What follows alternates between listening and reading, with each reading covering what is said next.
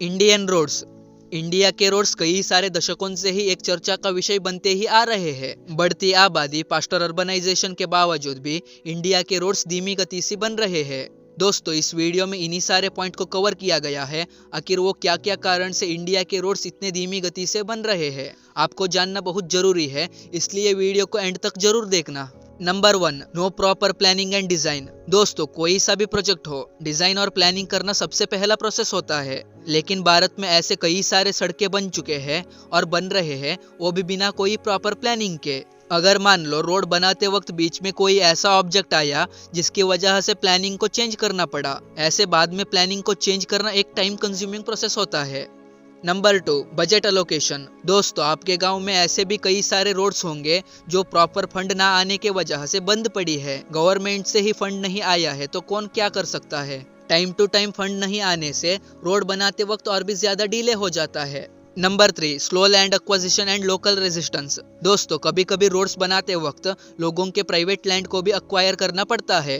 अगर उस land owner को गवर्नमेंट दे रहे कॉम्पनसेशन कम लगे तो वो प्रोजेक्ट को वहां से आगे बढ़ाने नहीं देता है। लैंड अक्वायर करना एक एक्सपेंसिव काम है। आप लोग ये जानकर हैरान हो जाओगे, यूपी को एक एक्सप्रेसवे को बनाने को टोटल 14,000 करोड़ की खर्चा आया था, लेकिन 7,000 करोड़ लोगों को कॉम्पनसेशन देने में ही चला गया था। और कभी कभी ओ प्लेस एनिमल प्रोटेक्शन जोन होने के वजह से एनवायरमेंटल ग्रुप्स उस प्रोजेक्ट के खिलाफ स्ट्राइक कर सकते हैं।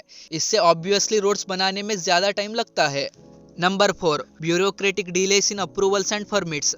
किसी भी एक नेशनल या स्टेट हाईवे हो, उसको बनाने में गवर्नमेंट उस प्रोजेक्ट को कई सारे पेस में डिवाइड करके मल्टीपल एजेंसीज को उसको बनाने का जिम्मेदारी देती है। वो सारे कंपनीज गवर्नमेंट से अप्रूवल लेने में कई सारा टाइम बीत जाता है और गवर्नमेंट को भी परमिशन वैसे ही देना पड़ता है। क्या वो एजेंसी क्वालिटी वर्क को दे रहे हैं, उनके सारे पास्ट रिकॉर्ड को चेक करके सारे एलिजिबिलिटी फुलफिल करने के बाद ही अप्रूवल मिलता है।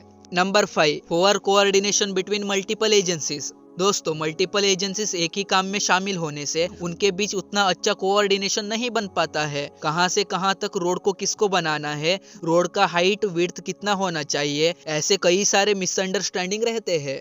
Number 6, corruption and mismanagement. दोस्तों, करप्शन जो हमारे देश का सबसे बड़ा प्रॉब्लम है। गवर्नमेंट से फंड मिलने के बावजूद भी कुछ पॉलिटिशियंस उस प्रोजेक्ट को कैंसिल करके अपने जेब भर लेते हैं। Number 7, inefficient allocation of resources और शॉर्टेज ऑफ रॉ मटेरियल्स। दोस्तों, कभी कभी रोड्स बनाते वक्त जहां पर कम मटेरियल का जरूरत होता है वहां ज्यादा मटेरियल यूज हो जाता है और फिर जहां चाहिए था वहां कम पड़ जाता है। इसे कहते हैं इनएफिशिएंट एलोकेशन ऑफ रिसोर्सेस। और ऐसे होने से रॉ मटेरियल्स भी कम पड़ जाते हैं और फिर उनको कॉन्ट्रैक्ट करके लाने तक टाइम कितना वेस्ट हो जाता है आपको पता ही होगा।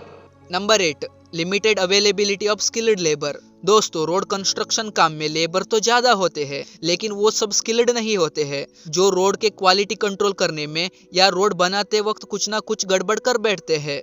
ये भी एक मेजर प्रॉब्लम ही है। दोस्तों, पिछले कई सालों से इंडियन रोड्स का कंस्ट्रक्शन और भी ज्यादा तेज हो गया है, स्पेशली नितिन गडकरी के वक्त। और उनका ड्रीम ये है कि 2024 तक इंडिया यूएसए के रोड नेटवर्क को बीट कर देगा। आपके इसके बारे में क्या ख्याल है, कमेंट करके जरूर बताइए।